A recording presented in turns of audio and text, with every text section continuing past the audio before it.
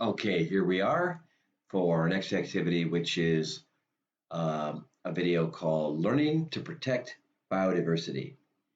And as you're watching, please consider these questions.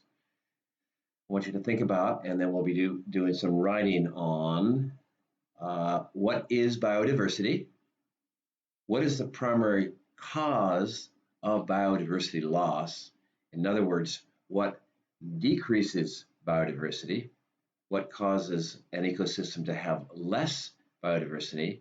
And what are some ways that we can help increase biodiversity? Because as you'll see, uh, ecosystems that have biodiversity are more healthy and sustainable than those that don't. So again, I cannot show the video from this presentation, so you have to go to YouTube and enter Learning to Protect Biodiversity. Watch the video, considering those questions. It might be a good idea to take notes because I'm going to ask you to do some writing afterwards. So go ahead and do that. I'll see you after the video.